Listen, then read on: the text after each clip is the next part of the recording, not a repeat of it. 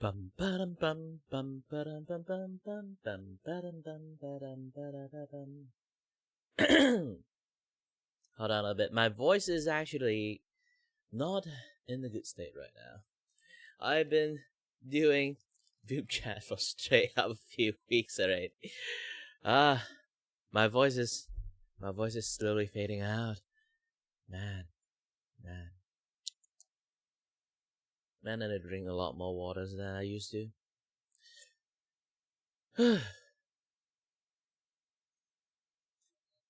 I haven't had such a fun time using my chatting capability.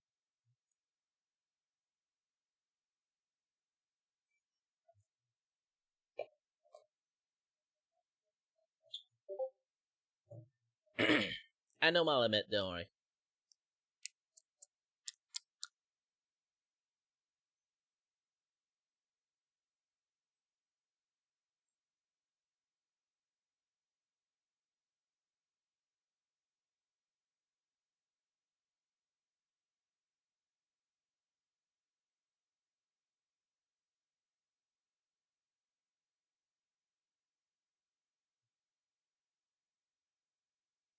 Create a broadcast.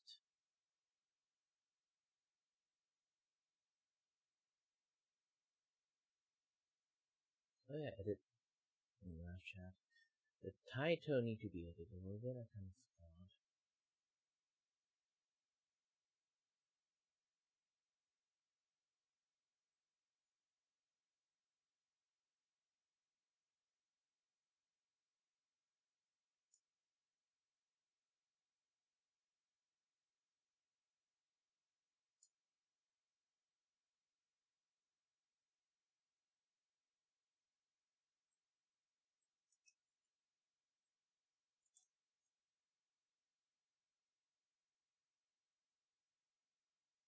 Yeah, safe.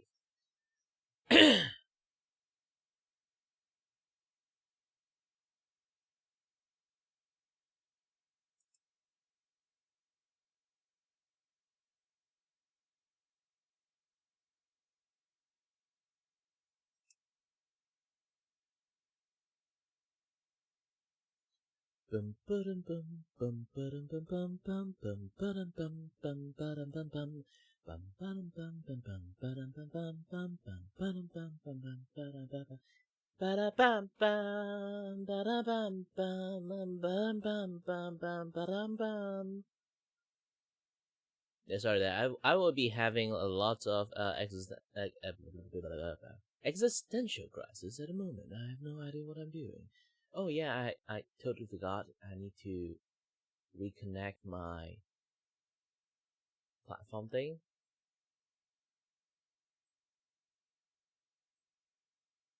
Using streamer.bot. Okay, connected. Should be okay now. Depends. Hope it works. And then afterward I have to restart the service. Yes, it works. Let me double check a little bit. Everything saved, closed, yes. And then everything is disconnected. Now I have to reconnect them back.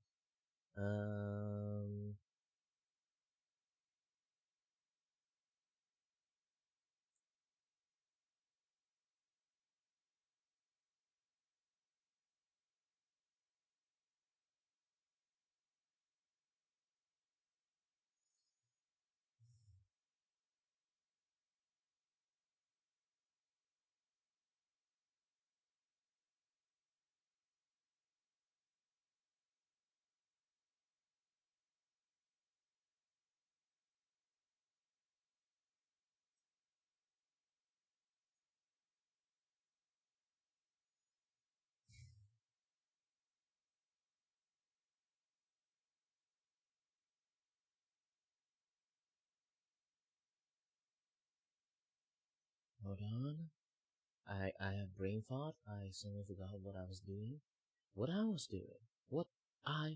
doing. Ah, yes, I'm going to turn back on streamer.bot. My brain! Sorry, it's not functioning properly at the moment. Connected. Let me go to the toilet first. I'll be back. I'll be back. I'll be back.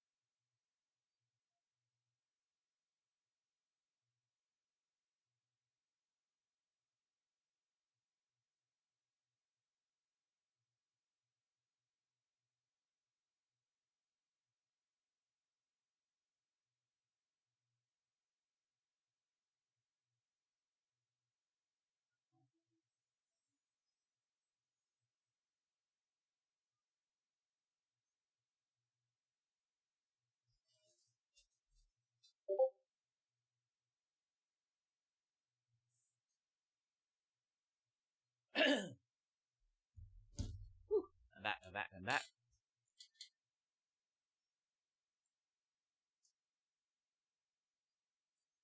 Bum bum bum bum.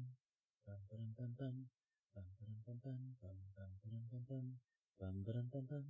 Bum bum bum bum. Bum bum bum bum. Bum bum bum bum. Brum bum bum bum bum. Brum bum bum bum. Brum bum bum bum bum bum bum. Bum bum bum bum bum bum bum bum bum. Brum bum bum bum bum bum bum bum bum.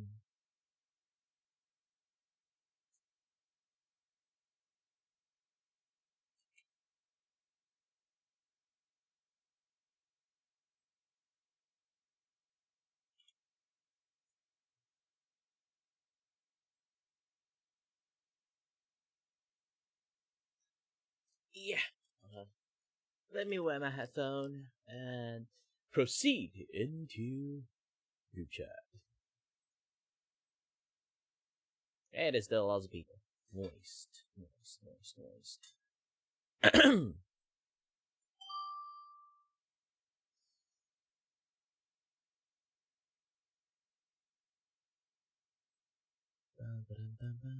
Hold Ooh.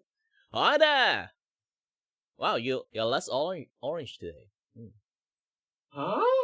What do you mean? Where's that supposed to be? Wait a minute now. You're trying to tell me I am juicier than ever. I am at my peak. Wait a minute, buddy. So what's going on with the I'm assuming she's holding your head, the waifu, Yeah, I'm doing drawing stream, so a lot of people keep asking me what I'm drawing. So, because this tiny ass window you're seeing there, like people hardly can see it, so I decided to just put her on the YouTube studio. Oh, I use. Hey, it's a way to work. It works.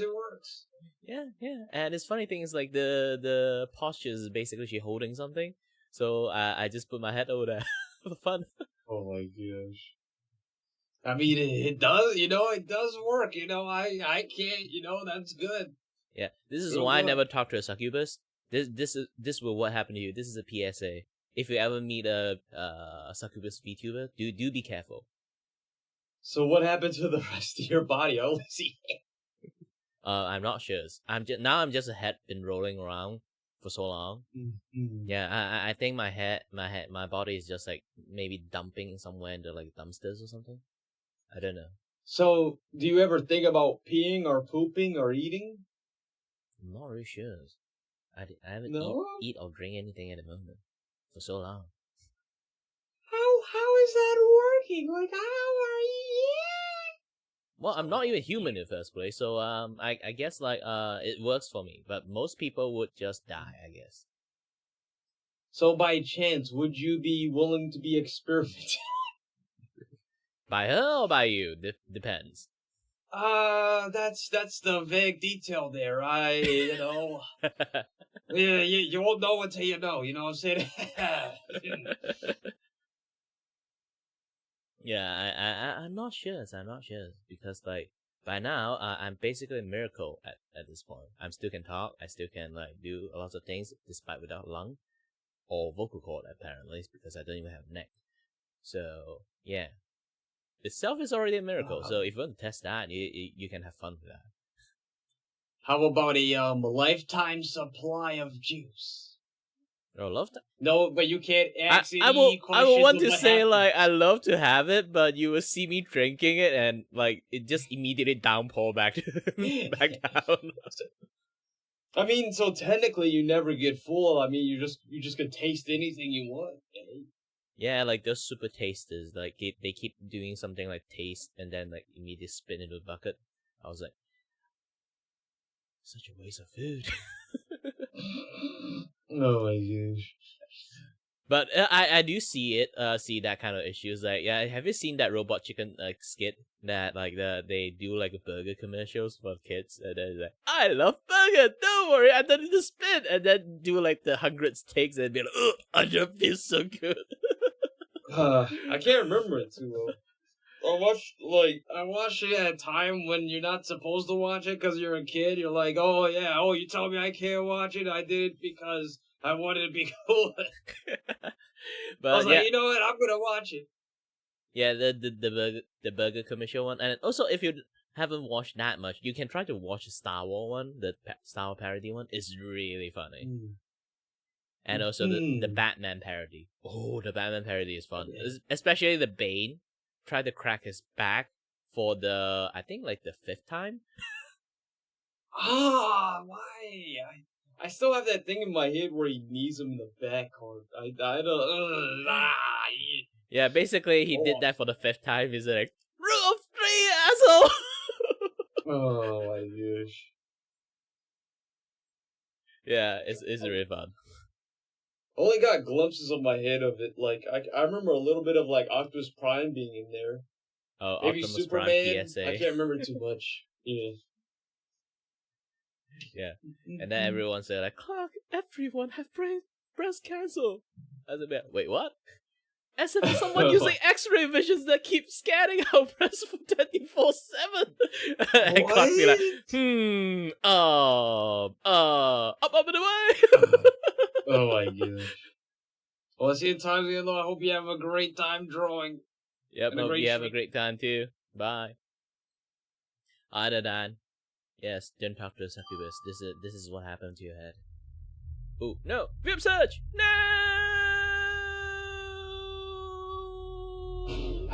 Bye.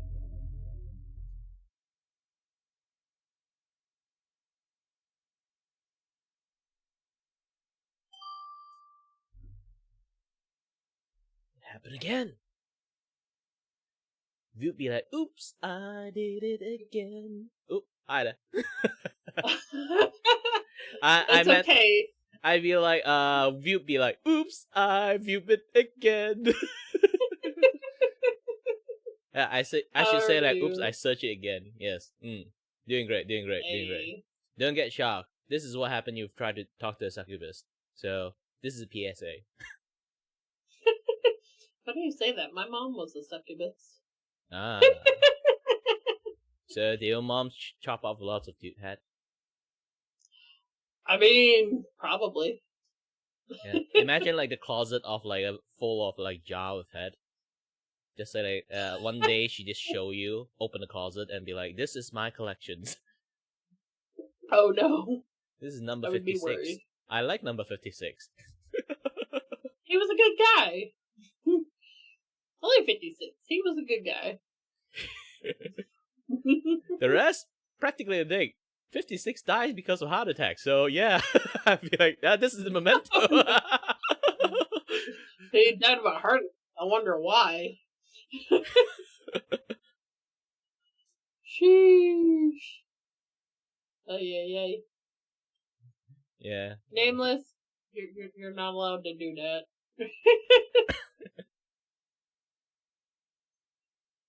Yeah. Either way. So how's your day? My day's going. It's been pretty fun. I ran into like a handful of people I already knew. I made some new friends. We're having a good time. Yeah. I was fashionably late to the event. Same. I As woke up per really usual. late. It's like, what time is it for me now? 8 a.m. for me. It's a very healthy time for me. It is 7 p.m. for me. Because it's 8 a.m. for me, so I'm technically in a very healthy time zone at the moment. I can wake up earlier, but I decided to be like, nah, just keep sleeping.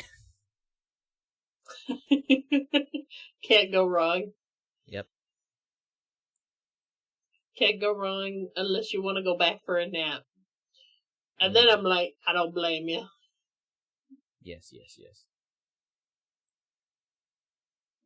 Yeah, the reason I do this is basically is like every single time you already know I'm doing drawing stream and like doing group chat at the same time. A lot of people ask me like, what are you drawing? They can't really see like the tiny ass screen that I'm showing like in my shoulders. So I decided to like put the image right in front of me. But I realized that the hands gestures is like she's holding something. So like I just put her hand like a little bit below my neck, and now it becomes like this. Now you're part of the masterpiece. Yes. She's supposed to hold something actually. I haven't really drawn that thing yet. I totally understand that. It's always a good time. Yeah. So, the hell? Did you manage to meet any special guests today, or just missed it? So I got off of work like 2 hours ago, and I was like, it's gonna take me at least 15-20 minutes to get home. And then I'm like, I'm gonna wait a couple of hours to eat because it's nowhere near dinner time for me. So I'm just like, okay, well. So you missed it. I'll be able to at least have some hydration. So I was fashionably late. I mean, when I initially first got on, there were still close to 300 people on. It's down under 200 now, but... Oh, it's 160 when I got it. Yeah, I saw 166 on my end. For me, it's kind of fine because like I'm just doing this like random people dropped in, have a little bit of fun chat, just that, and people question why my head is floating.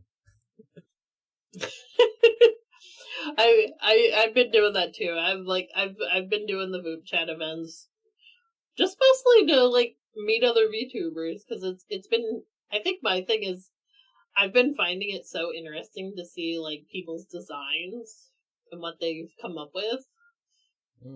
Because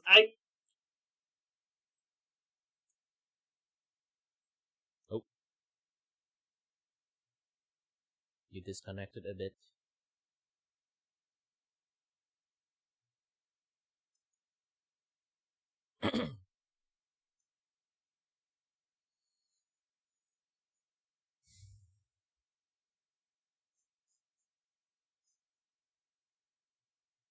Oh, let me continue.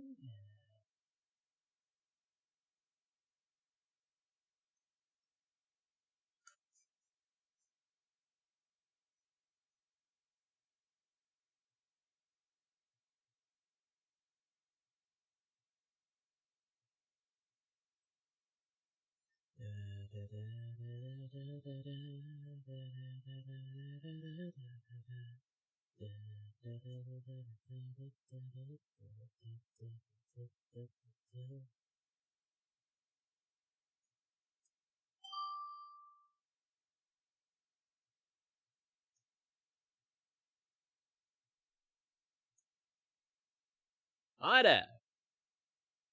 Hello there. Yeah. How's it going? Not that What? good. Your friend seems to chopped off my head. I'm not sure anyone with horn actually is related, but still, at the end, someone with horn chopped off my head. So yes. I'm like, what the hell happened here? Here's the thing, like never talk to a yandere. Yes. Yeah, that's pretty wise. Yes. This is a best lesson for you. This is a PSA. You see crazy lady, you go away. You slowly back off instead of There's saying it's ano- hot. well, there's another phrase I'd say, but it's not really. And you know, the best phrase would say, "Bitch, be crazy." Well, I was going to go along the lines of never stick your dick in crazy, but. Well, here's the thing: there's a lot of people would say this and say hot.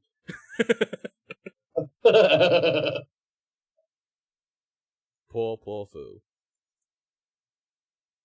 It's like, unfortunately, I was that poor fool, and lo and behold, that's why I have a 5-year-old son. The reason I actually do this is because like I'm already doing like drawing stream and like doing this in the same time. So a lot of people ask me like, what are you drawing? And then they can't really see like the tiny window I'm showing. So I decided to like just export the image that is like the latest progressions, just showing them like this way. Mm-hmm. Yeah. Yep. And oddly enough, the pose looks like they're holding something because it is. I haven't drawn that in yet, so I'm just letting her like holding my head instead. Yeah, better that she holds the head and not just let it on the ground. Yeah, right now I'm just doing like lots of like cleaning and lots of like this and that, like drawing all the detail and stuff. Yeah, detailing and cleaning. I only did some shading because just want to change up some routine a little bit instead of just do one thing forever and ever. But yeah. So how's your day? Yeah, today's been going pretty good. Good, had chats. Sure, then I had like the only complaint I had was like really the only real complaint is the amount of people that was just here specific, the big name But it's still VTuber, good because way for like increasing more people here. It's fine for me. it's good to increase the people, but at the same time, it's like having somebody pop in the chat for you chat, and then they literally turn not even 5 seconds into the chat and say, "Oh, I need to skip you. I'm trying to meet up with somebody." Then that would be bad. Because here's the thing: for me, I function a little differently. It's more like I just let it flow. If I meet them. If I don't meet, I don't meet them. That's what I can say. I don't. I'm not gonna just go try to force it. But I would let people if they even though they don't want to skip. I feel like I'm a very chatty person, so like I would hold people a little bit too long. So I would let them I will release you from the torment of my yapping. Yeah, like that's why I have a timer for myself too. It's like I give 5 minutes, that way there's a decent conversation to be had. For me, it's like while at the same time not holding them there forever. Yeah. For me, I would just I just like have no timer, let people have fun. I just like if they want to stay, they can stay. If they don't want to stay, they can just like skip afterward. So I always have no hard feeling if people want to skip me. And yeah, every single time meet like there is a time that I will always like spend a longer time like connecting with people like getting connect is because I keep getting skipped, but it's fine for me. Because like they want to meet Oshi, it's fine. And also I think I might have said something really wrong lately. Not actually, it's an accident. Problem of phrasings. Like my surroundings are void, so I'm saying I'm the void within a void. So I accidentally said I am inside myself. But I am saying void in a void.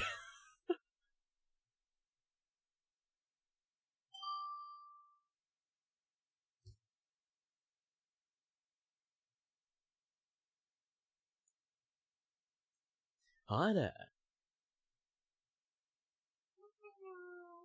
Hello there. I couldn't see you Too bad. I'm showing a very, very hilarious thing at the moment. I do wish you go to my stream and see that hilarious thing that you missed.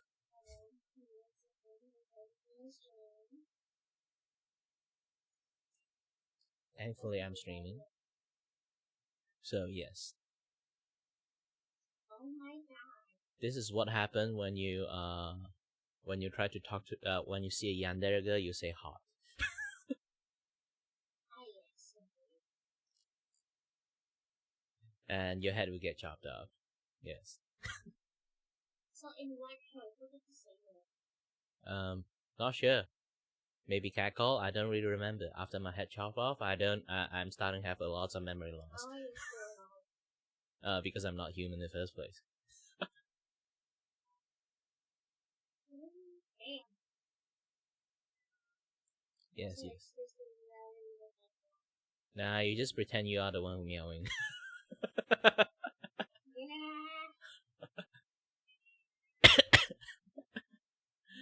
But either way, so how's the day?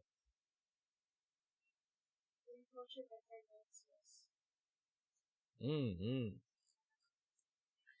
For me, for me it's like doing fine. And the reason I did this is because when I do VupeChat, I have this like tiny window showing that I'm streaming, and also I'm drawing, but people can't see that tiny ass window, so they keep asking me what I'm drawing. So I'd be like, you know what? I'm just going to put it in my VTuber studio.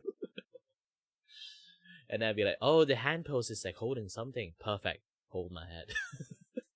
How do you do that? When you can drag and drop an image, if you like, and then you click and hold the image.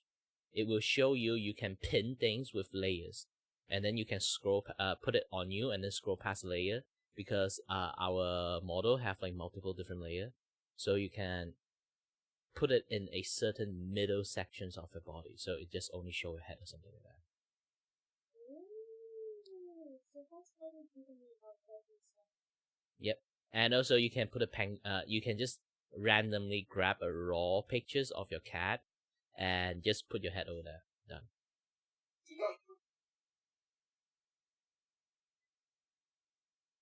Yeah, it's possible. Maybe she's hungry. Or he's hungry. I don't know. I don't know. It has balls. Oh, he's hungry.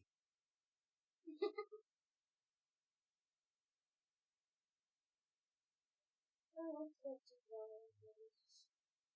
I can't see it or something like I can see it on screen. And then like, how do you like put it on the You either put it like in the VTuber Studio folder as an item, or you can literally just drag and drop. Like the program itself? You mean the what again? You mean the image, right? Oh, art program. Currently, the way I show my stream is just, VTuber Studio have this, item system. It's called WebSocket. So you basically can have a browser in your VTuber Studio. So I open up the browser, open up my stream, and then sort of like, cropped it with just like the showing the VupeChat part of my stream. Yep. But I'm not sure you have to have like the basic license for it or not. Maybe you need. Yeah, you have to buy the DLC license. Maybe you have to buy a DLC license. Depends. Oh, kitty. Oh, no.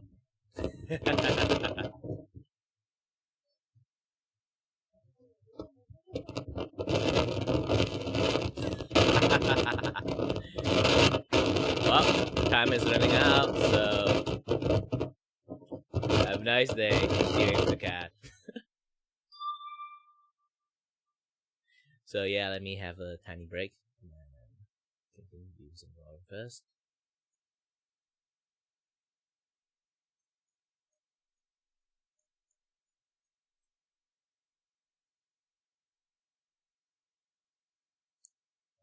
I'm still doing quite a lot of. I have to deal with quite a lot of detail stuff like this. At least I know where to look at because experience. When you do your own artwork, you know like what to, where will have like any like issues that you need to like take a look at, like this one. But if it's this one, I have to.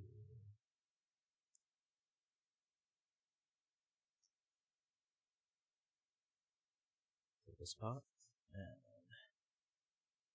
this part and maybe this.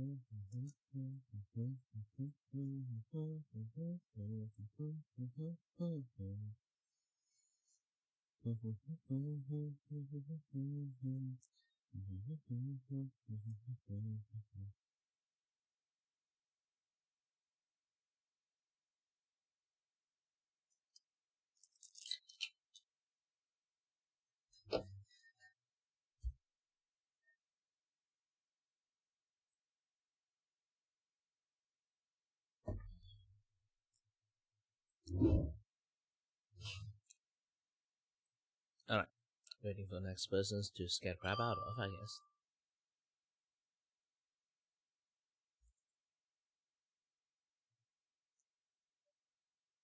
Hi there.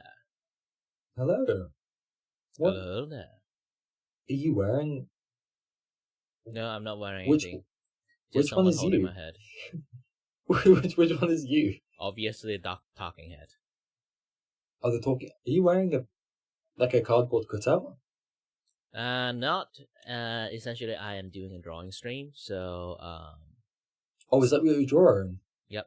Because everyone keep telling me that, keep asking me that what I'm drawing, and then they can't see like the tiny ass window I'm showing. So I put out like my entire artwork out. Since she's holding something, I just let her hold my head.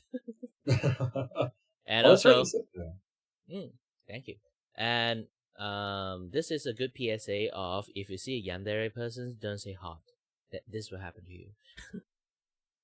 Oh, I got confused when you first started explaining that, and then at the end, I started to realize.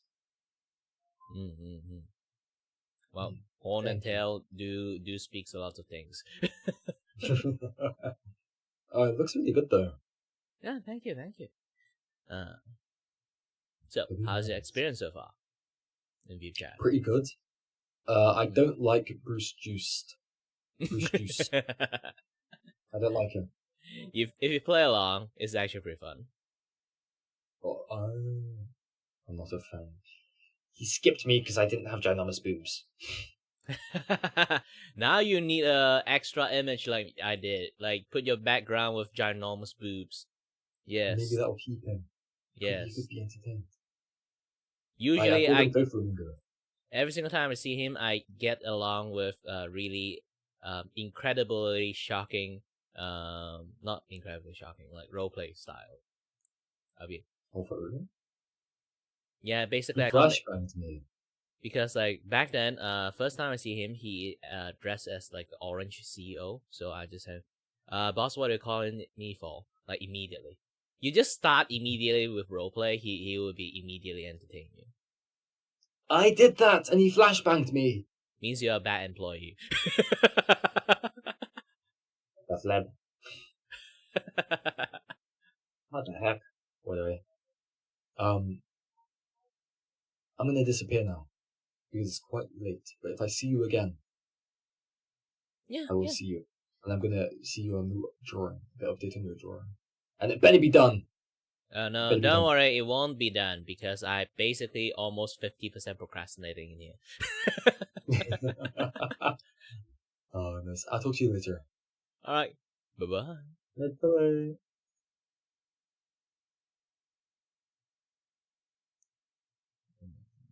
Danny. Dun, dun, dun, dun. Dun, dun, dun, dun.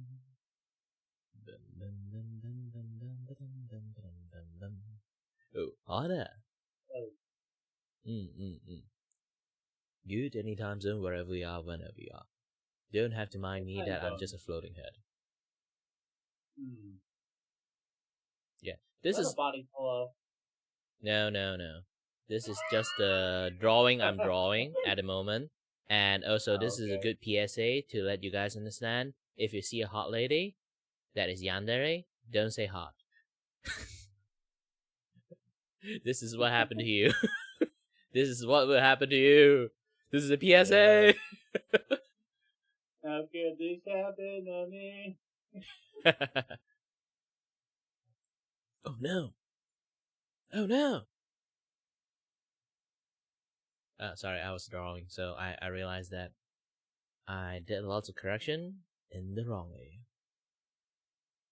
Oh, good. I've been hanging out and chilling and talking to a lot of different people. I got drawn today too. Like just randomly, I ran across the guy with the paper bag or his tattoo. Man McManderson or something. I forget his name exactly. But he's drawing everybody on VupeChat. Pretty cool. Yeah, some people actually like recommended me to do that too. Is like anyone just drop in, like within that 5 minute, draw them. Either it's a stickman or anything, or good art or bad art, is just draw them. And I'd be like, I think I can, but at the same time, I can't. Yeah, I would Because be too nervous to do that. not exactly. It's more like it would be awkward if the person didn't talk while I'm drawing. Yeah. Yeah, you can feel the anticipations. Like I need to know the persons to draw them well. So like they should just keep yapping while I'm drawing. So the more I understand them, the more I be able to draw them. Yeah. Because I'm not like street artist. I was like talking about my lore and stuff or whatever while they were drawing and stuff like that. You know, just what I've been up to, what games I'm into, and just things in general. Like I've become more of a conversationalist than I was 2 years ago when I started all this stuff. Well, when it comes to becoming a streamer, having the ability to yap is one of the most core ability you need to have. I mean, like, you need to have. Yeah. That's understandable, but I feel like there's also a space for chill as well. It's not just always you have to be yapping 100% of the time. Too bad you kind of need to, because here's the thing: when the audience come in, seeing you not saying anything, just doing something, unless you do something really, really awesome, like drawing a incredibly awesome pictures, not like mine is mediocre, but either that or like you play games in like the like dominating or pentakill or something like that. Like you can pull off like really, really cool move while you're playing it. People will just enjoy watching that thing, Then you don't really need to rely on your yapping skill. But if they see you just doing mundane stuff and you're not talking, people just immediately click out most of the time, 99% of the time. Because I already streamed for 9 years, this is the best advice I can give you. Just keep talking to the wall like schizophrenic persons. Yeah, that's the best advice I can give you. But also, as a guy that already been streaming for 9 years, I eventually already ran out of stuff to talk to the wall. This is why I'm in VupeChat. There's only so many bricks to talk to in the wall. Yeah, I already ran out of topic a long time ago. And sorry, I was still doing some cleaning work for my artwork. If you got anything you want to talk about, you can immediately talk. The time is running out, so yes. I mean, I've been having a good time. Hope you're having a good time too. Were you on when the event is like there? Yeah, one of the previous ones. So did you met anyone? I passed by Muella and also Waifu Baby. Ooh, I also met Waifu Baby last night. Yeah. Yeah, she wanted to talk about me some food stuff and then like ran out of time like now.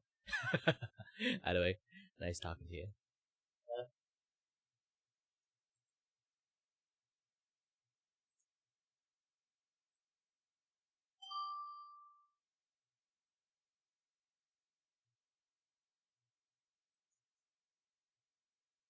What do you like being called? Hi there! What do you like being called? You have that. Yeah. That's it. Duh. Yeah.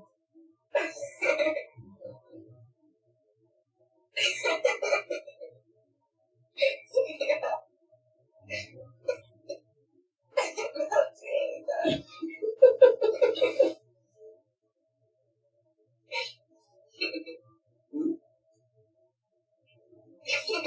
I'm not saying that. Say what? I'm gonna call you. And call you.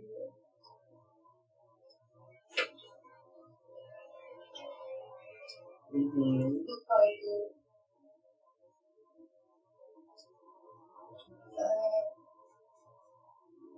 Wait, let me look it up because I don't know. Now this is odd. Well, I guess I'm just gonna skip them. Have a nice day chatting with anyone who is chatting with. Goodbye.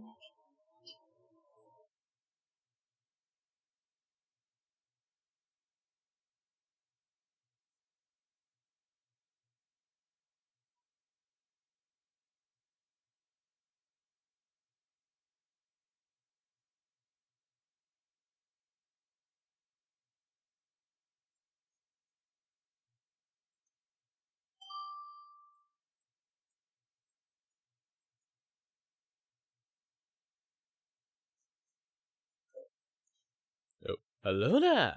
Hello, hello. We met again. That is an interesting way to set yourself up.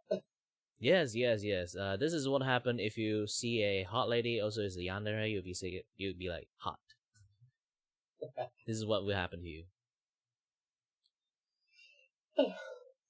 Yes, this is a PSA post. Never stick your dick in crazies. But what if you are the crazy? Then you have a big issues. Because you're the one who's chopping people's head. Yeah, no, I know that. I know firsthand that they're just stick you dick in the crazy.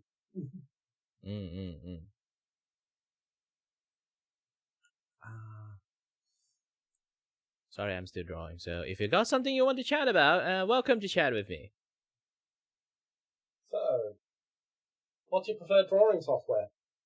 Clip Studio Paint. Fuck Adobe. Fuck Adobe.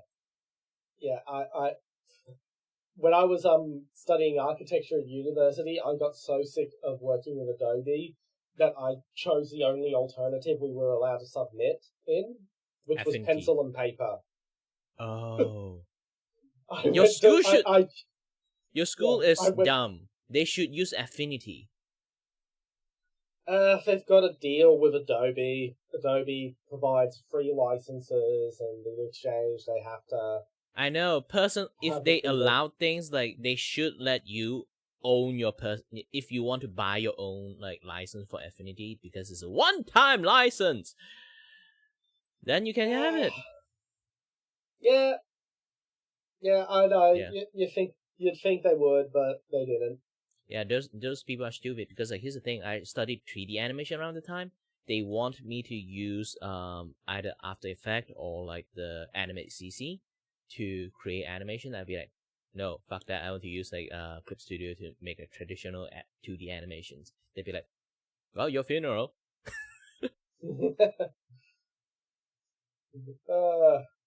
I did everything with like Clip Studio, to be honest. I skipped all Adobe. Yeah. To be fair, I got really good at pencil and paper. Like, It is, if you have a proper drafting table set up, it is faster than any of the digital solutions. Yeah, to be honest, it's easier because you kind of like already how should I say? Digital media have one thing because you keep zooming in and zooming out. Sometimes you can't really see the big pictures. For pen and papers, you're really seeing the entire pictures while you're doing it. It's not like you're zooming in and out in some hyper-fixated detail.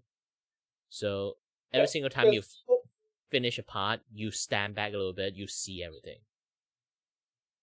There's also the advantage that you get rid of every tool you don't need with pencil and paper. You don't have a giant wall of here's this tool, here's this tool, here's this tool, and you never fucking use them. So you don't have any chances of like a misclick. You just go, I know that I need the compass, which is right here. My protractor's right here. My right angle set triangle is here, etc., etc., etc. Yeah, for a lot of people, like different thing have different uses. To be honest, it's like I'm fine with people say Adobe, they want to use Adobe, but I would say like yes, but still, I hate Adobe. It was with the digital drawings. It was way faster to get it set up for Revit, which is the 3D software used in architecture. Going from an Illustrator picture to Revit was a lot faster than pencil and paper to Revit, but I think it was worth it. You should use Autodesk then. Autodesk doing like architecture drawing can be slightly easier, but it's just the 3D software they have. Revit is owned by Autodesk. Revit is a part of Autodesk.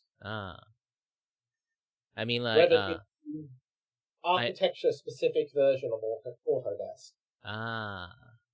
Then should be okay with that. It's not owned by Adobe, technically Autodesk. Unless they become one, I didn't know.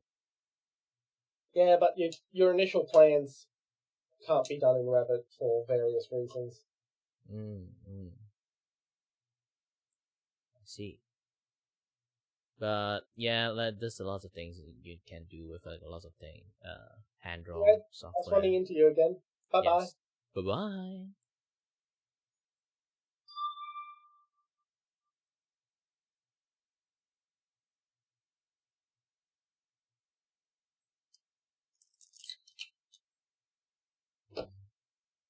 A slime ball, and Schreiber's cannon, and a flashbang, and a curse beam. Also, money.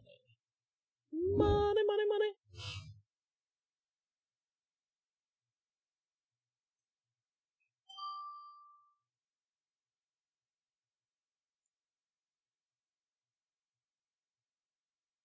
Oop, you get down here. Oop.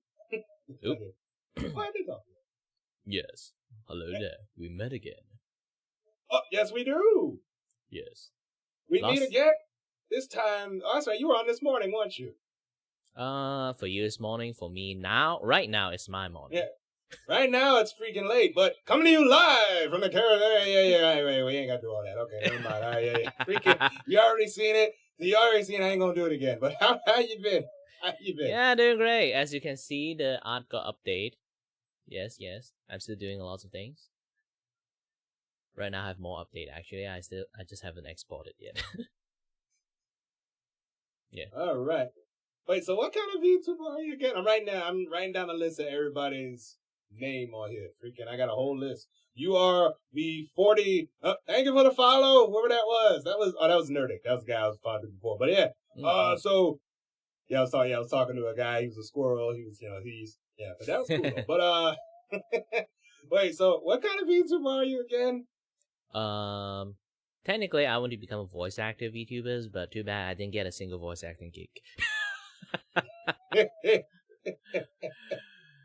But I do think like my friend told me like either I'm starting to do some like ebook reading or like go for like the most funny route is called ASMR route. I'd be like, wait, what?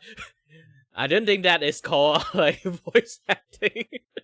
That ain't voice acting at all. It ain't not even close to that shit. Yeah. No way.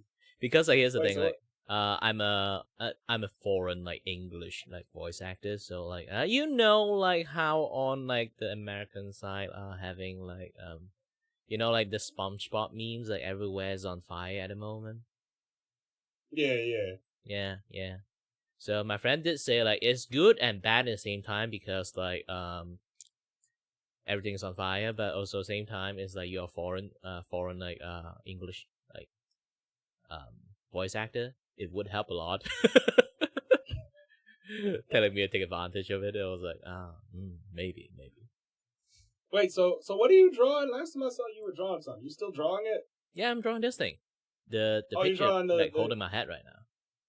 The picture that's holding your head is what you're drawing. Yes. Oh. So what is that? Is that a character that you're trying to make, or are you trying to VTube with, or? It's a I have like this Easter egg of I'm doing like art commissions. So some of my close friends that called me for like doing like merchandise art commission for them. So okay. yeah. So you're VupeChatting and doing commissions at the same time. Yes, VupeChat and drawing. Well, all right. Technically, I'm procrastinating. Oh yeah, well, kind of. You talking to my ass? Yeah, you are procrastinating. Making that money. Yeah. So how long does it take normally to like draw something like that? Or how long have you been drawing? If I'm not doing VupeChat and drawing, should be in 2 days. Oh, okay. But right now, this is my 4th day. And I still haven't done 50%. You're way behind. Yeah, my friend always said like all my artist friends like say I actually draw ridiculously fast for some reasons. It's not like I can like draw in lightning speed. It's more like the ability to conceptualize a pose and like the idea for like what to draw. I can do that in a snap. Usually people might do that like a few days to actually like got hold for like the idea for it and then show it to the client, and then the client reject it because like for them it's cringe. No. Well, damn. That's Yeah. crazy though. So that'll be done when? When will that be done? I'm not A few sure. days? Really depends on my mood, I guess. Wait, are you sending commissions now? Like again, like my commissions, this is my own one and only commissions because again, it's an Easter egg. It's more like I draw a lot in my stream sometimes, but it's not because I'm an artist streamer. It's more like I'm broke, so I have to draw all my own asset. I make my own model. I make my own overlay and all those kind of things. People mistook me as an artist, but no, I'm not exactly. It's like, oh, hey, he's good. He might be. Does he do commissions? It's like, damn. He's like, oh, he doesn't. I'm like, oh. Because here's the thing: it's more like I am a content creator, just happens to know how to draw, just that. Yeah. Well, all right, but it's good to see you again. Yeah. Good to see you again too. Finish the drawing and make that money so you can get commissions and have a VGen open up. I already have VGen. Yes. Oh, you already got one. Okay. Yeah, but my VGen right now is like quite a lot of things is disabled because like it's been a while. People like commission me, so everything is like been on there. Okay. Yeah, it's like like the thing is already old, like pricing and everything. All right.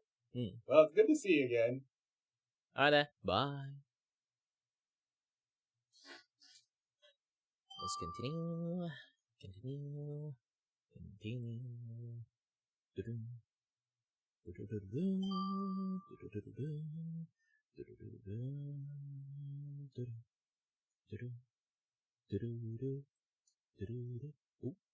Hi there. Hi! I don't know what to look at. There's so much going on and I like it. It's basically I'm doing like drawing stream and then like VupeChat at the same time. So lots of people ask, what a drawing?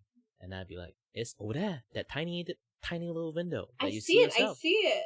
But I do. The problem is, it's too tiny.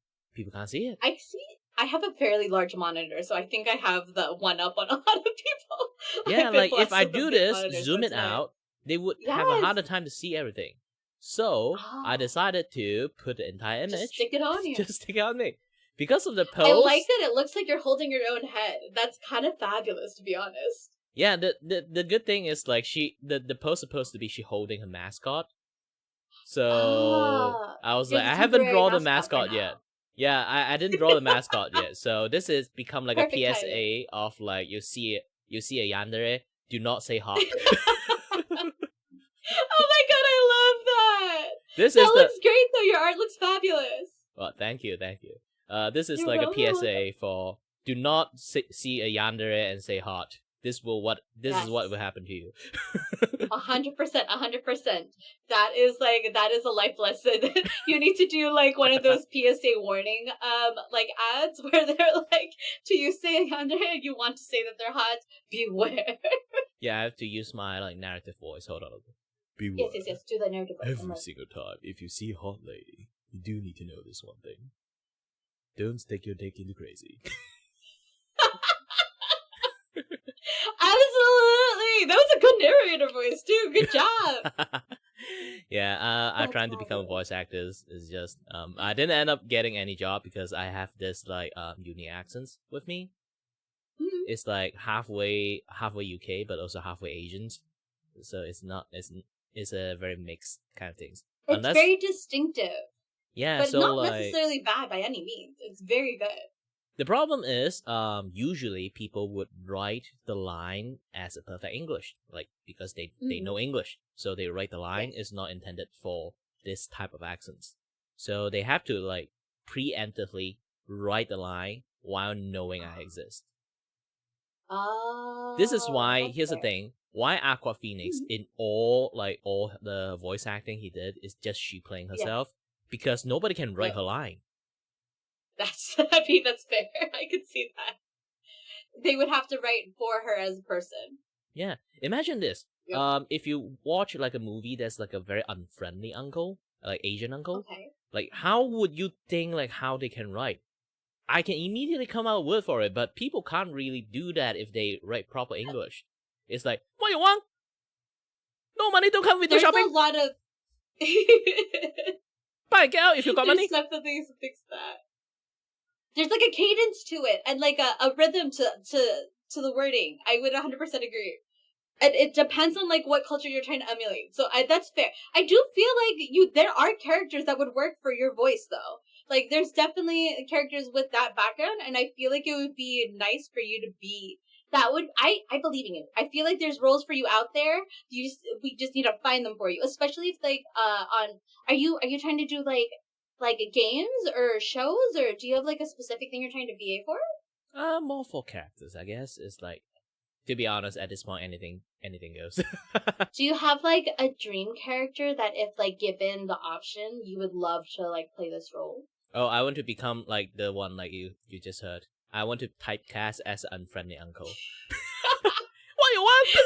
You're like, I want to be the go-to uncle. Because here's the thing, like, there's not a lot of like. Have you ever hear any like dub voice acting have like this like very Uncle Roger like voice? Not a single one. When be they honest. did the literally the only one I can think of is when they did that animated Jackie Chan show. Yeah, is that They just that definitely guy? had- and it's literally yep, that's literally the only role that I yep. So we're wanting to go for that kind of role. So we need, you know what? They keep redoing Karate Kid. There's a possibility for an animated show. You never know. You never know. It's a possibility. It could be out there. Yeah, it is possible, but at the same time, I have to like be at least have experience to actually get chosen in the first place. As for TV shows and stuff. Just So yeah. I believe you. Either way, nice talking to you. Bye.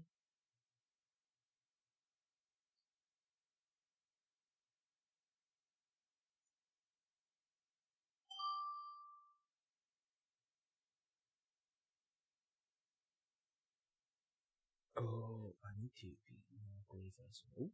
Hi there. Oh, hey. Sorry, I missed what you was talking because I cut off. No, you're fine. I was just like, oh my gosh, it's you. Have you been? And why do you have a giant picture on you?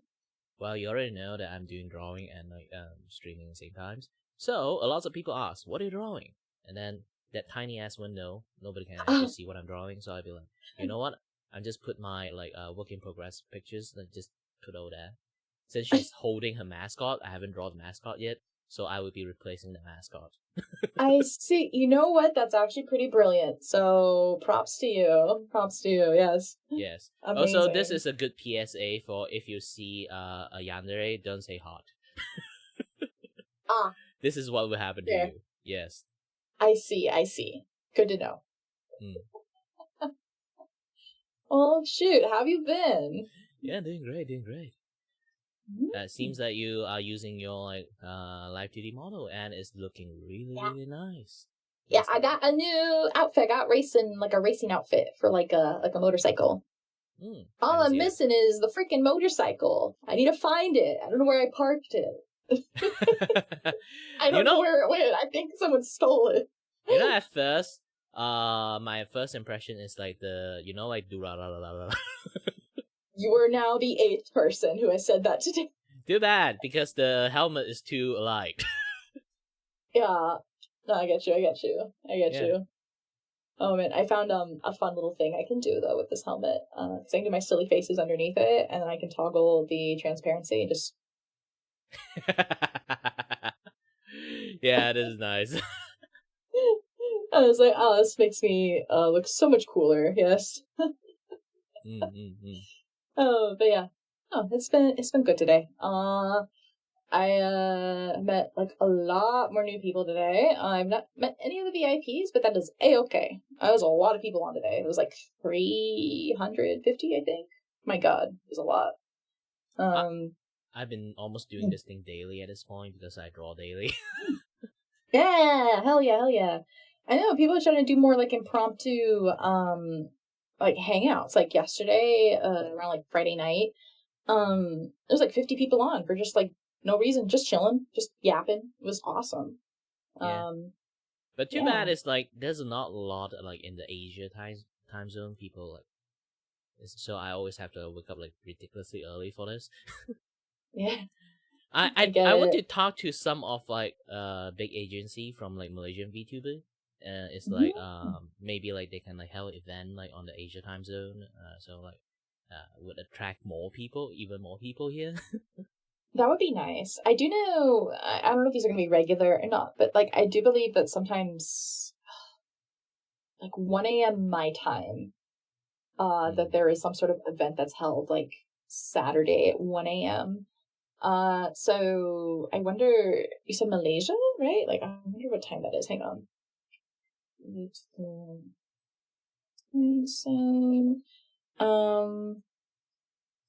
Give me the chart. I want the chart. That is 5 p.m. your time. It's like 5 in the afternoon, evening. Yeah. So I think yesterday is like that. It's just, yeah, that's the one I'm talking about. That's the 1 in the morning for me. But yeah, like I think the streamer is actually from Japan that time. So yeah. Okay. Interesting. Yeah. Yeah, I mean, the goal, I think it would be nice, at least, that we get numbers really high, more people like streaming this and hanging out and chatting more. And it gets to the point where it's consistently busy enough that there will still be plenty of people to talk to no matter the time zone. Yeah, like this is why like it I will be, do stream yeah. very early because I know this is like the time that at least would have 50 people. If there's no event. Yeah. If I stream in my nighttime, I'm not sure it's what time for you. Maybe it's like almost 4, 6 5. in the evening. Yeah, like 4, 5 a.m. for you. Then it would be like it's basically just me, but for opposite for you. Damn. I wonder if I could catch your streams if it was like in the morning at work for me. I have a desk job, and so I can like listen to people in the background when they're streaming. So I'm wondering. I'll math it out. Maybe I can. Oh, don't worry. I usually stream in the morning. I rather stream at night.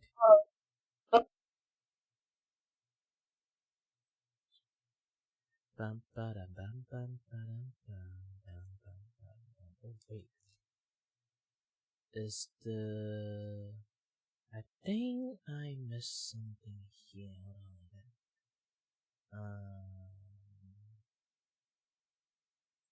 Let me take a look at the work I have at the moment.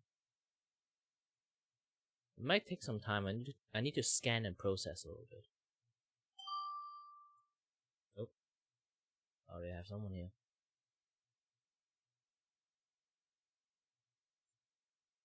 Hi there. That's me in the art right now.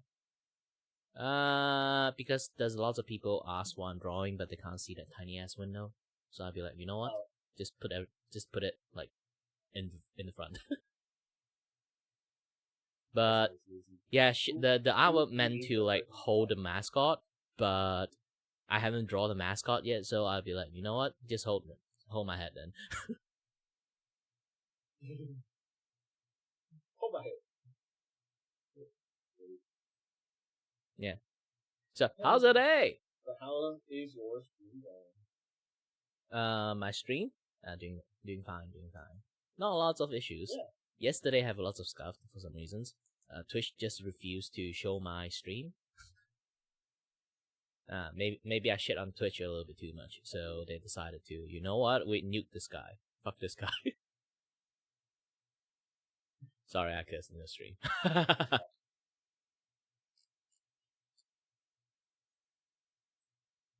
But either way, yeah. Just been chilling and relaxing. Yeah, for me it's basically I just vibing, drawing, and chatting at the same time. And I also noticed. Yeah, sorry, I was like focusing on the drawing part too while I'm talking. If you got any topic you want to chat about, you can talk to this like anytime. But also, if you really want to know, like this thing is also ironically a PSA of if you see a hot lady and then it's a yandere, do not approach. I'm just kind of just chilling at this point. I might end stream soon, so I might sign off a little bit. Yeah, it is late for you, so it might be like running out of energy time.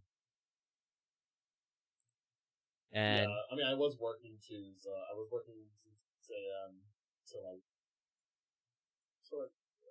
well, 6 a.m. came home and then at like 3, and now it's like 8. Now it's like 9 o'clock, and I'm like, I should probably end. I get that. Best. Usually, here's the thing: like I would choose. But I will see. I would choose after I finish work, come back home, eat. I would just immediately go to sleep. I would rather sleep early, wake up early, with enough energy to do what I want to do. Yeah, but like sadly, like with work and everything, I have such a weird schedule, so I have to like really time everything correctly. Yeah, for me, it's because I have a weird schedule. I decided to sleep whenever. This is why I don't have like those kind of like stream schedule for me. My friend keeps scolding me to like have a stream schedule. I'd be like, no, I have like medical issues. I don't know when I can sleep, when I can't sleep. So, yeah. Either way, it seems you are very tired. If you want to take a break. Yeah. If you want to take a break, take a break. I'll see you next time. Right? Yeah. See you next time. Bye-bye.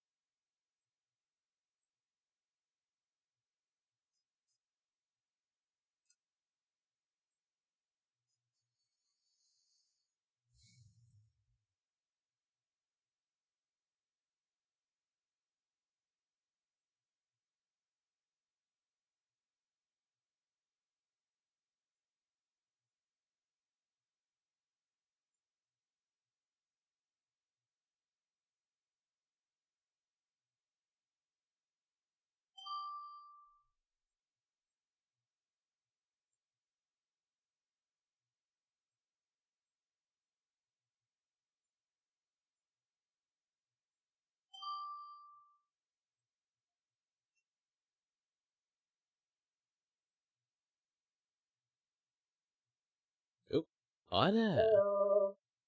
It's been a while. How are you doing? I'm doing great, I see that you got a mattress on you.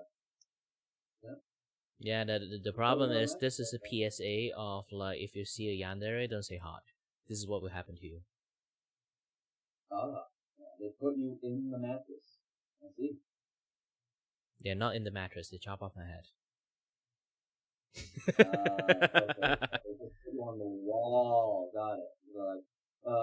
Like, if they put you on a wall like a trophy, like, you know, what do they do? Like, or they just put you in the wall, you know, like, it'd be less messy, and, you know, you could still talk to people, though, don't know how, other things would function besides that. You know, you're in a wall, still. Not really sure.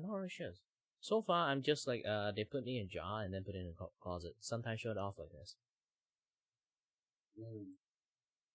At least, you know, you're in a nice place, I guess. I don't know.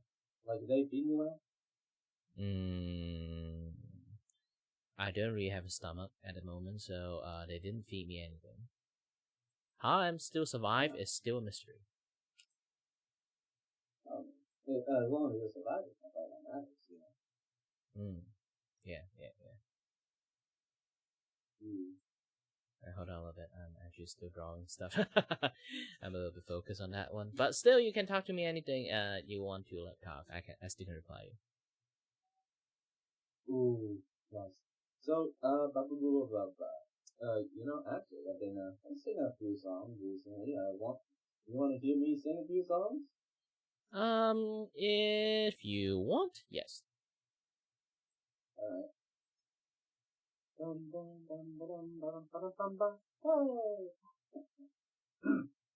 Your eyes are filled with stars, so you picked up a guitar, and now the people gave the attention that you crave. Tonight the stage is yours, but the world has watched you rise, and for 1,000 times before, polka never dies. Hey!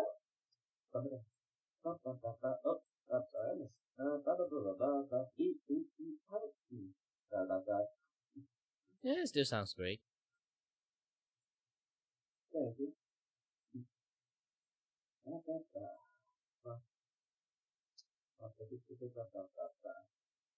So, that character you have, that's on the way?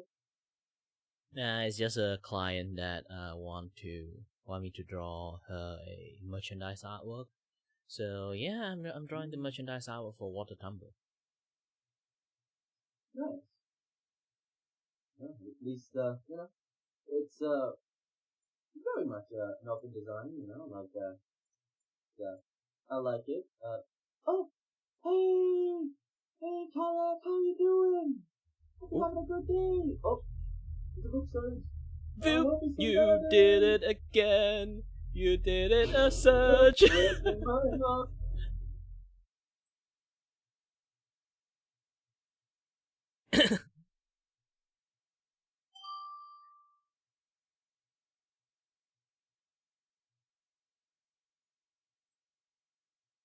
That makes Crazy Horse. I'll be happy to chat. Hello there.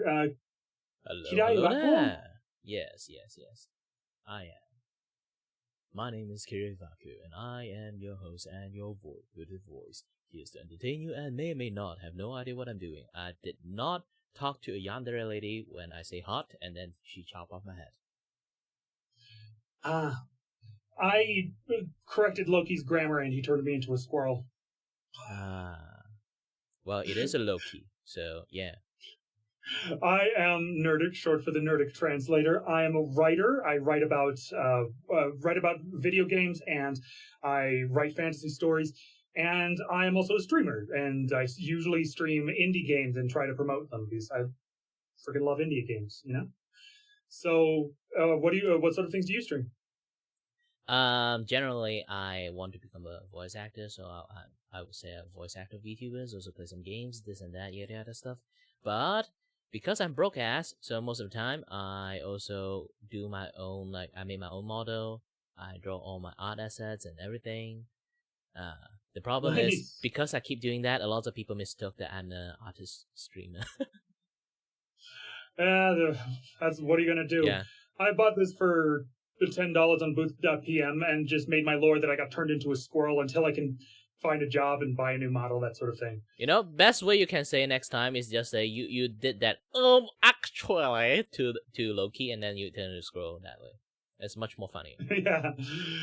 No, I specifically went with corrected grammar because I am a writer, and that's, you know, just on brand for me.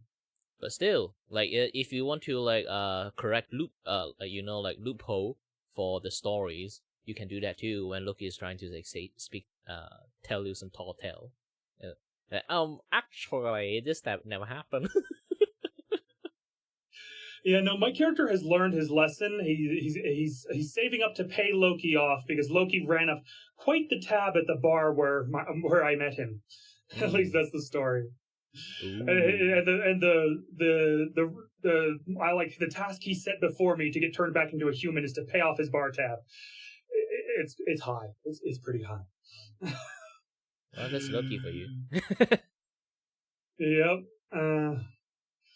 Yeah, no, it's a whole thing. How long you been VTubing and stuff?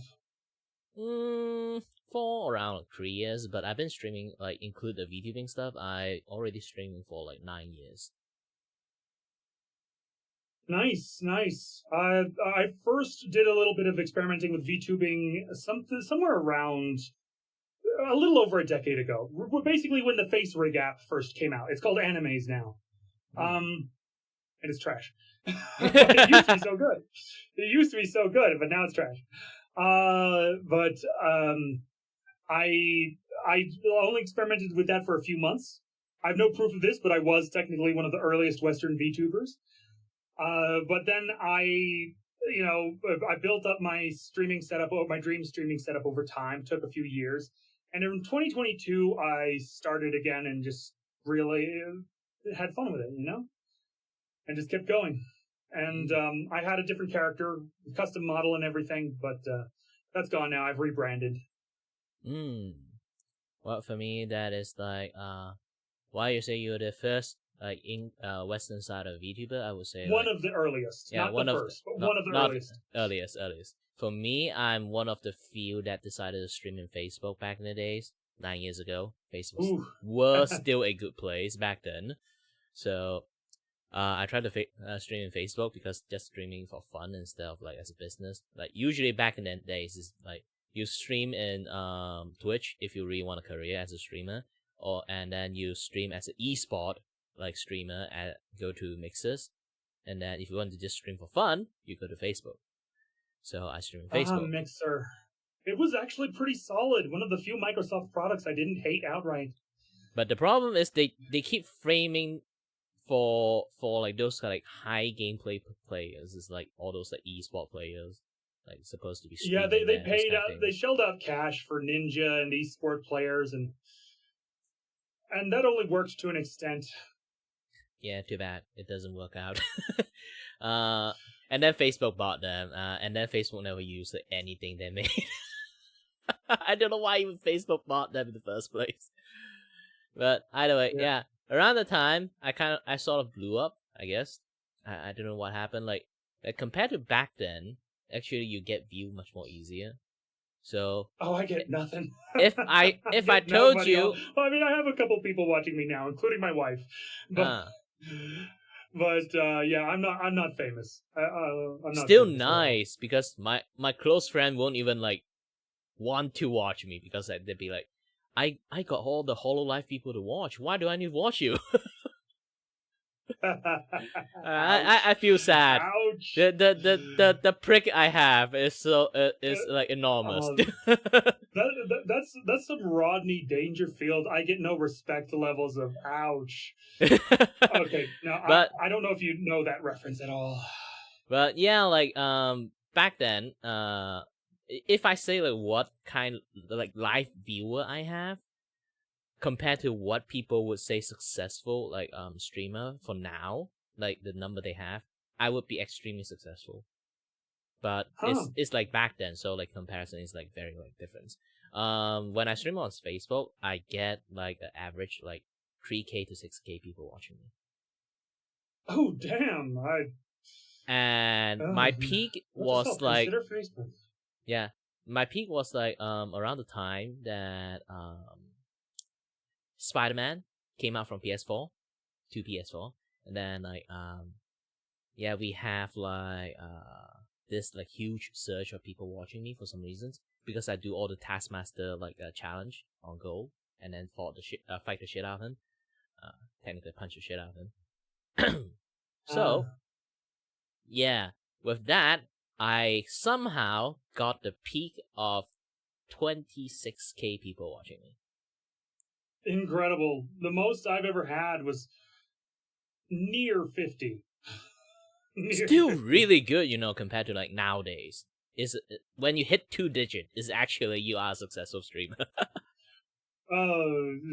Yeah, that's the thing. That was like one birthday stream a few years ago, and it was a special effort because a friend made it her mission to try and get as many people as she could to watch me. She's good people. Dem Shenanigans on Twitch. She's great. But yeah, no, man, I'm mostly just doing this for fun. I am mostly a writer. I don't stream more than like once a week these days. Yeah, same for me. I'm actually doing stream for fun. Even now, I'm still doing for fun. Like, if you always have 0 viewer, like, if you keep doing this, it's really, like, means you're really doing it for, like, as a hobby instead of, like, seeking fame and everything. Lots of people try to, they do have to admit that in some points. Like, they want to become a streamer because they want to become famous. But I don't so much want to become famous as I want to become well known enough that people will just buy my books and leave me alone to write. I want to write books. As for writer, I can understand that one point that you don't like you want people to notice you, but also in the same time you don't want people to like fanboying over you to the point that bother the shit out of you. Yeah, like, I have also tried a bit of voice acting here and there just for fun. There's an audition I was supposed to do ages ago, but I had technical difficulties, but they're fixed now, and I really need to do that for a Wakfu fan dub. I just figured, what the heck, do a little voice acting as a very short-term hobby. Continuation for the seasons, or like they do have official dub for some reasons, and then they stop. I don't know what happened. I really love the shows actually. No, the Wakfu, they have an official dub, but the people who want to do the fan dub just don't like the original dub, so I think here's the thing. They did it until I think it's like season 3 they stopped. And then Wakfu's still going on. They just stopped doing like dub afterward. I don't know what happened. Oh, really? Weird. Well, that's French for you. Sorry if anyone's French and watching. Don't worry, I don't have any audience. I do have one right now. Hi, Healy. But yeah, so funny thing is like the reason if I used to be like back to it like if I have a name in Facebook, why I was not known even now is like, here's the funny thing. I stream in Facebook for fun. So I stream in my main account.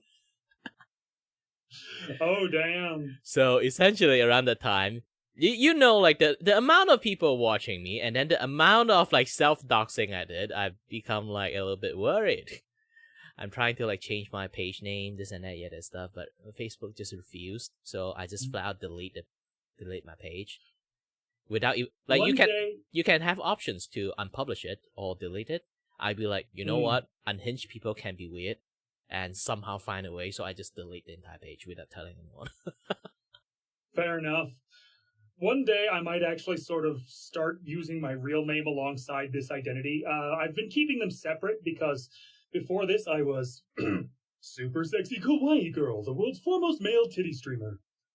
And well, here's the thing. Like, for me, because I also want to become a voice actor, I don't mind my name out there. But I won't go out of my way, shove it into people's face. If people found it, I'd be like, oh, cool. I even have a separate second channel that I do hybrid stream. It's like my IRL face cams is basically just behind my model.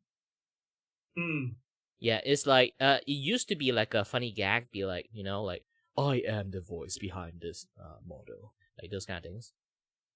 But yeah. As time passed, the meaning of the gag meaning is just like fade away and become a newer meaning. It's like I want to not represent, it's more like remind people that there's a human behind a VTuber model. It seems that a lot more people has forgot the fact that we are all human behind it. Yeah, people do seem to lose sight of that fact. I think more so with the female, or at least femme Yeah. presenting VTubers So- than with the male.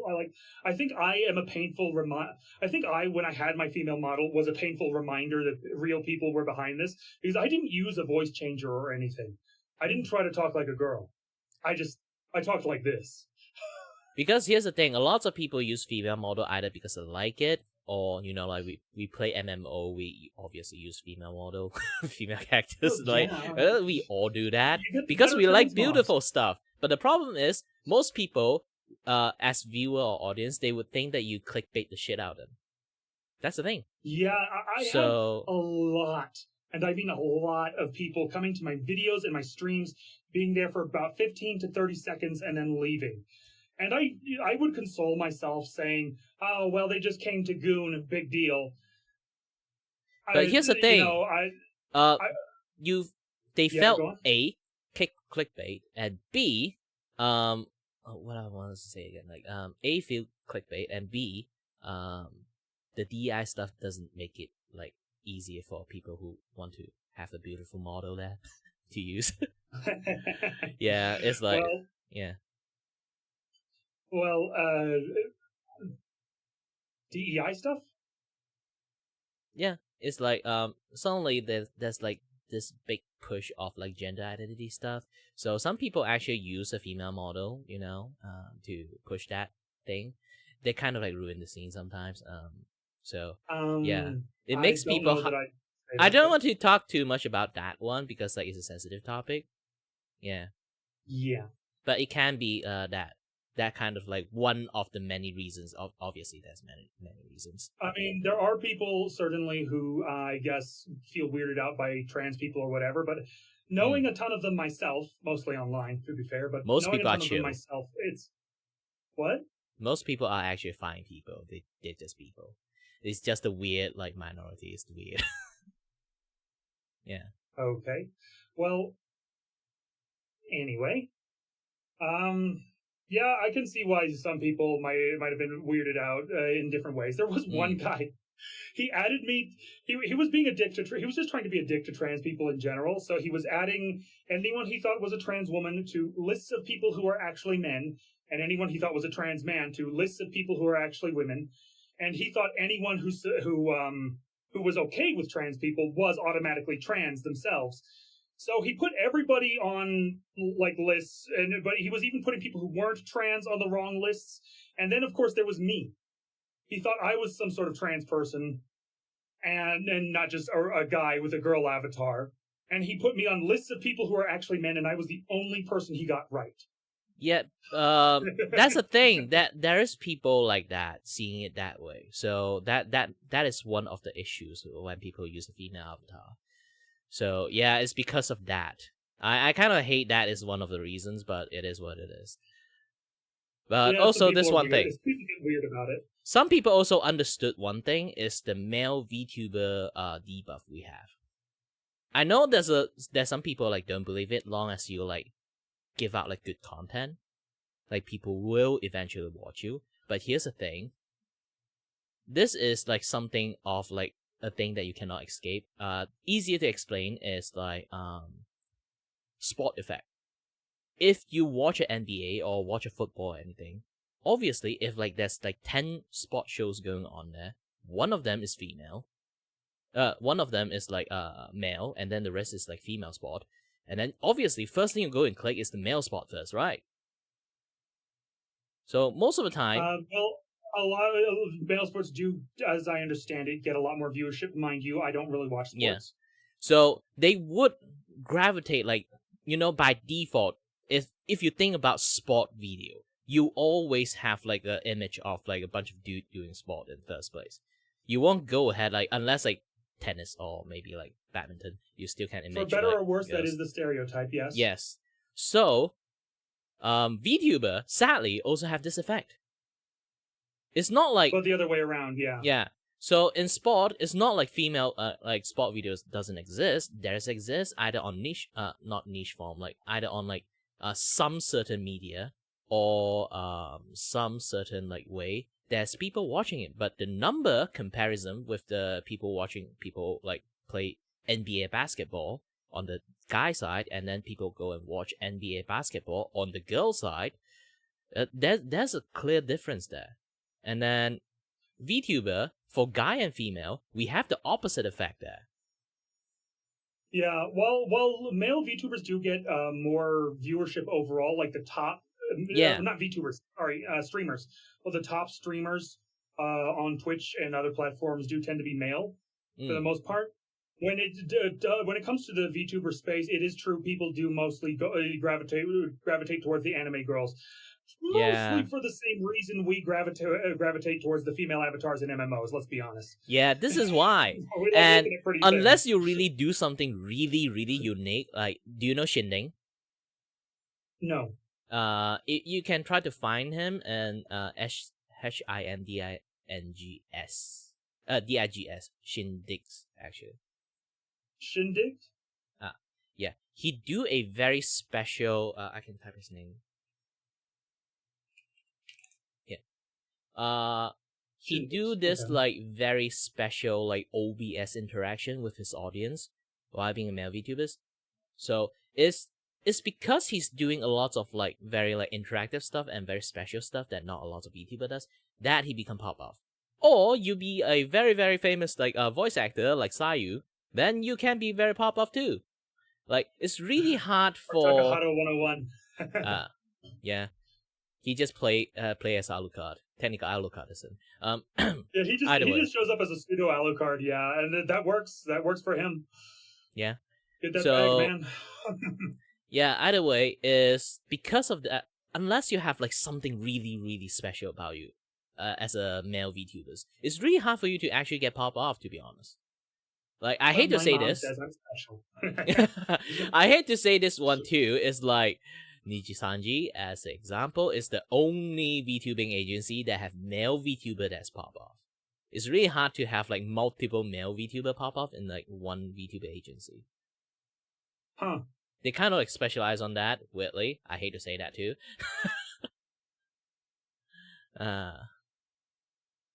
Yeah.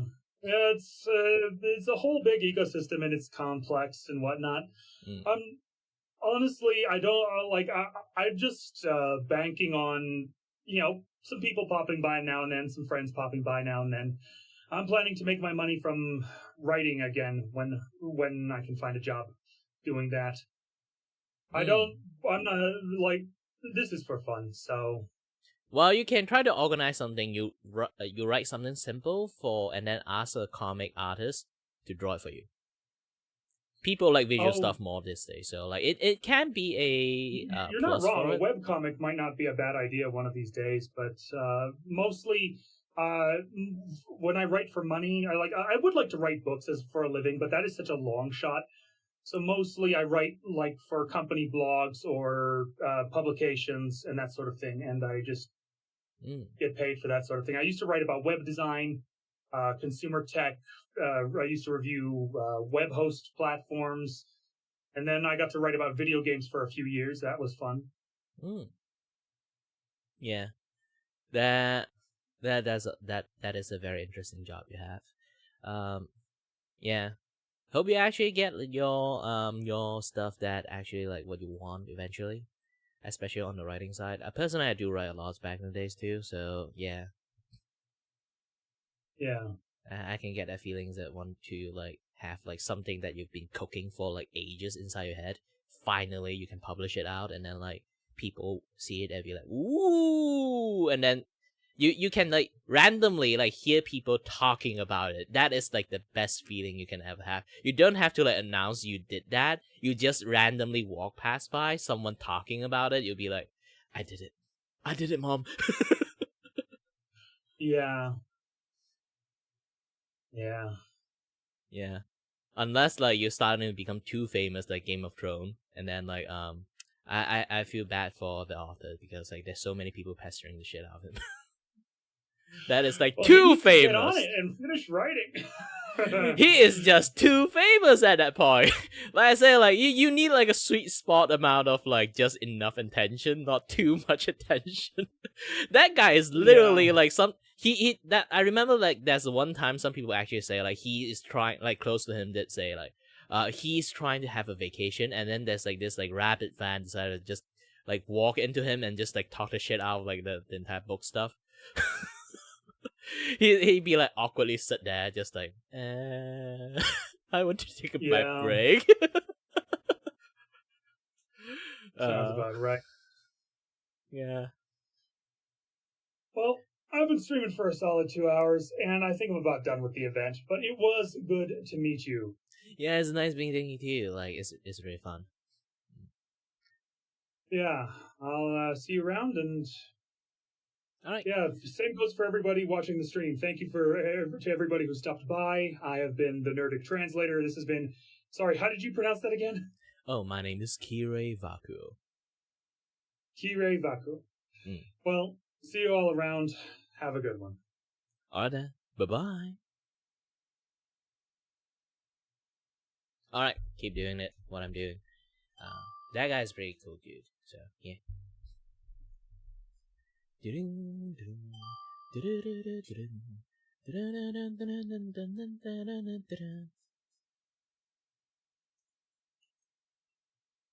Nope. Why did we meet again? Yes. So, how do you do? I'm doing good. How about yourself? Yeah, I'm doing a little bit of drawing, a little bit of streaming, a little bit of VupeChat chattings. Everything's running smoothly today, unlike yesterday.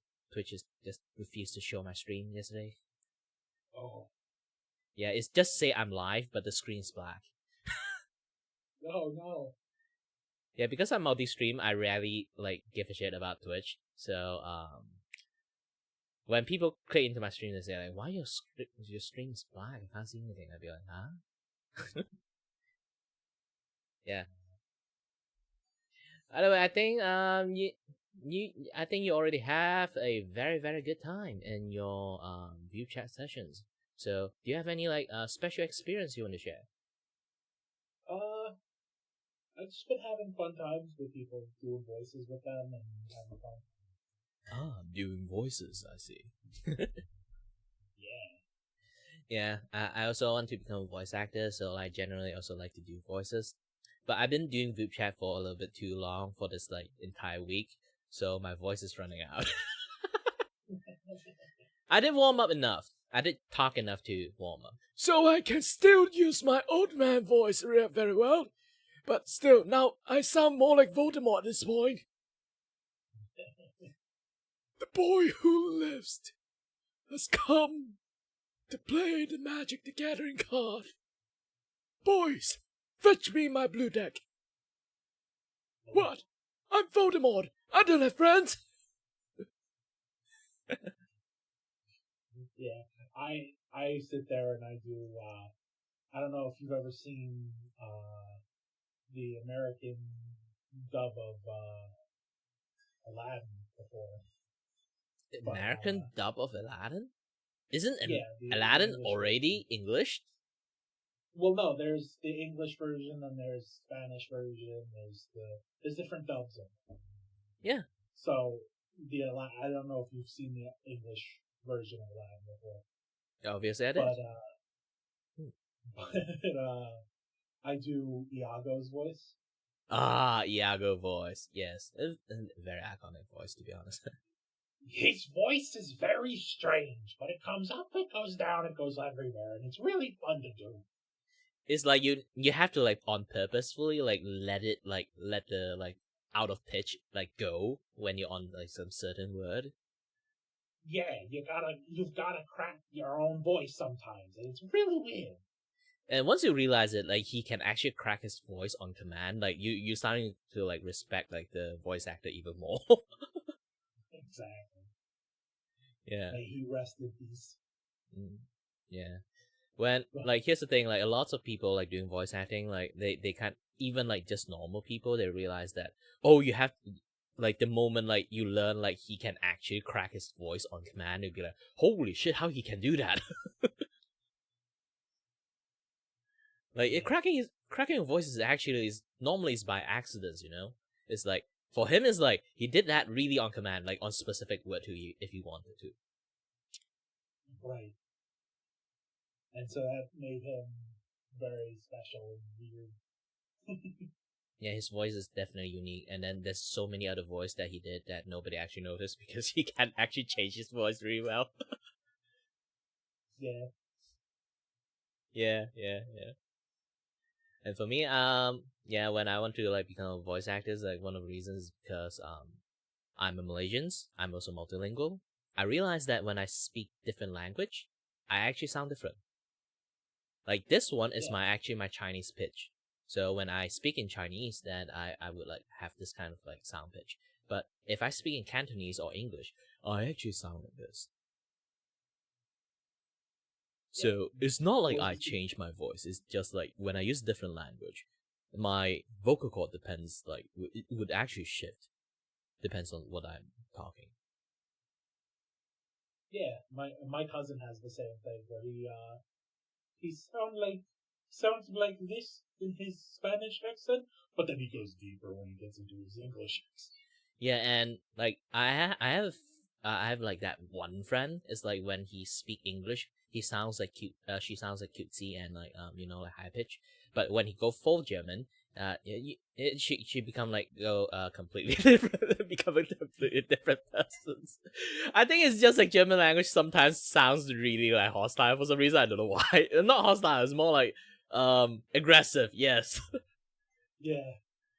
So like her pitch really goes down when she actually speaks like German. Yeah, really, that language definitely does sound like you're about to punch someone when you speak in it. Yeah, especially you try to like speak really fast, you really sounds like you're scolding someone. Yeah, you could be telling them you love them so much, and if they just don't understand, it's just like, oh, where'd I go? Yeah, don't punch me. I didn't do anything wrong, I guess. Or you just suddenly saying sorry. Yeah, and imagine like your girlfriend just suddenly start like talking German, like actually just trying to like sweet talk you, but you felt like you did something wrong, and be like you just like squeezing apart, and be like, what did I do?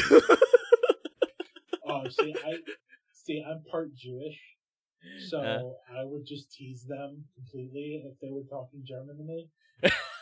Please, you're scaring me. My people didn't do well with German. Yeah, that can happen. It's a fun way to do it. Yeah, it does happen when you actually like use like different language. It does sometimes like for some people actually when they are bilingual or like multilingual, they still sound the same when they actually use different language. But there are people who sounds very different when they actually use different language. Like right now, like you just hear mine. It's like I can do that. And then because of that, I can actually have like I won't really say fine control of my vocal cord. It's more like I can shift my voice quite easier because I keep changing my voice using different language. So now I can even use this like high pitch on my, sorry, a little bit gassy. I still can use my higher pitch on this English voice when I need to. Besides, it's actually much more match up. Higher pitch is out of my range, technically. Well, it sounds like this. Like you try to sound like a nerd and a little bit pathetic, and then you have your high pitch voice. I hate to say that because I always like view my Chinese voices always sounds like that. So yeah, it depends like how you view your own voice. So you can have your own interpretations. And then your voice would kind of like can shift to that point. It might be People feel cheated.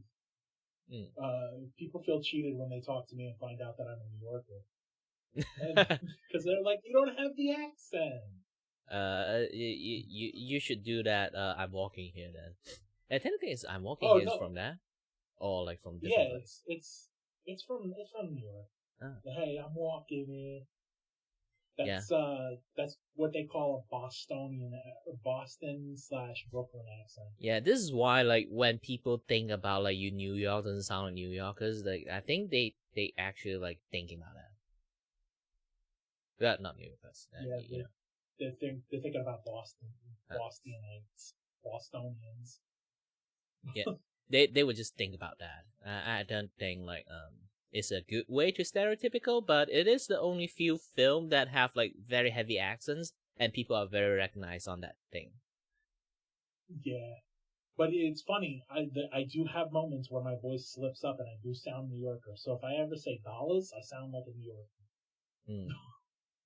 If it's not I don't say dollar. I always say dollars. I also say dollar. I think it's just like Malaysian accents, I guess. Speaking about Malaysian accents, I can actually switch my accents. It's like, here's the thing. Have you heard Uncle Rogers? Yes, I've heard Uncle Roger before. And that's the thing. He's Malaysian. He can speak normal English, you know. He just go for like our authenticated like Malaysian English. So like it become like a comedic point. Some people like come to tourisms and notice almost every Malaysians can speak English, but speak in a weird way. But here's the thing, like sometimes I talk about this, some people will say like, no, I have a Malaysian like co-worker, he sounds fine like you. And I'll be like, obviously, they work overseas because they are confident at their English.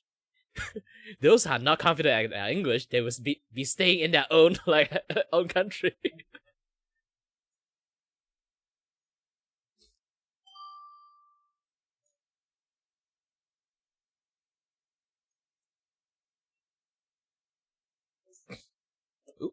Hello there.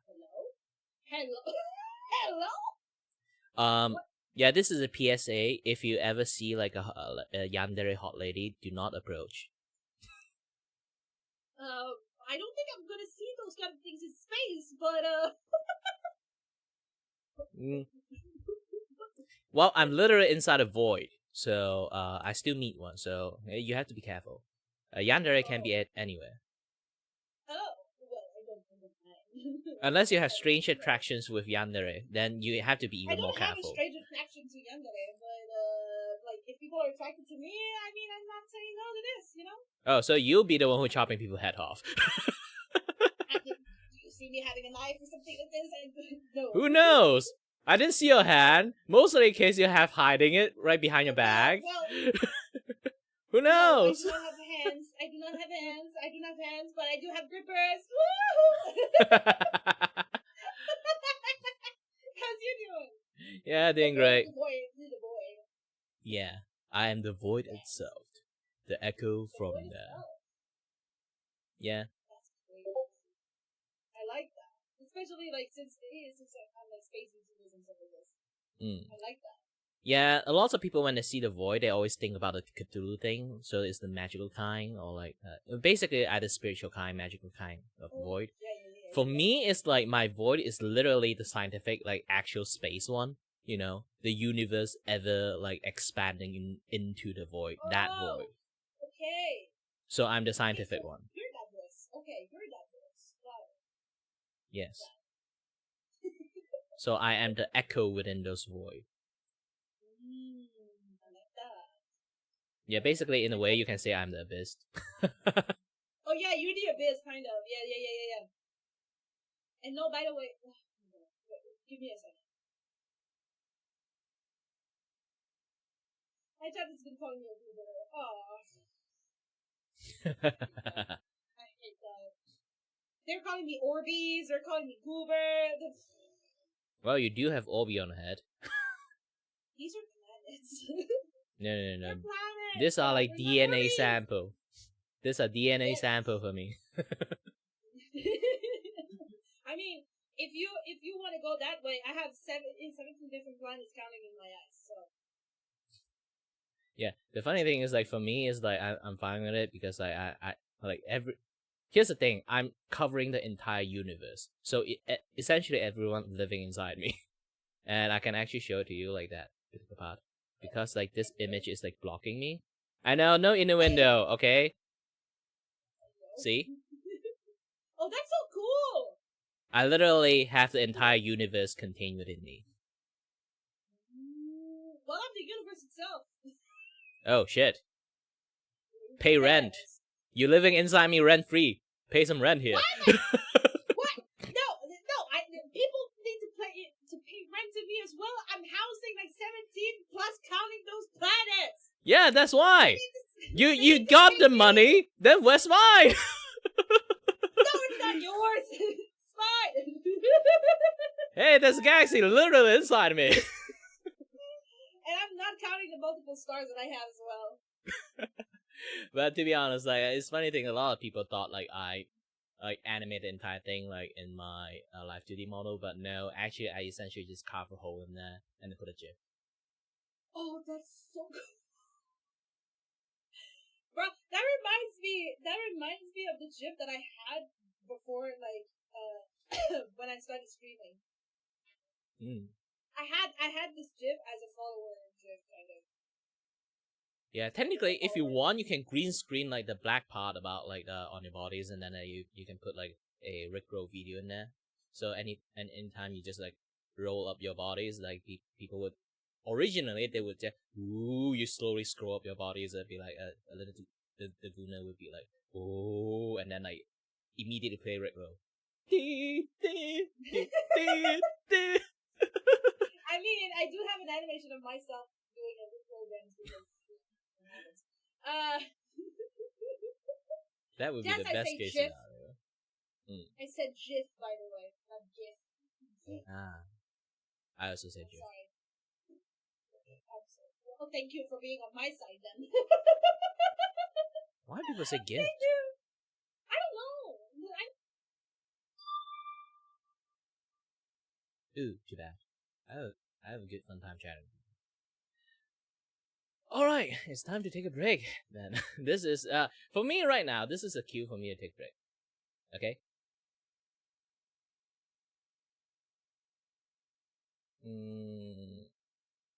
Hold on a bit. Let me put this thing on. Okay, good. I'll be continuing doing my work.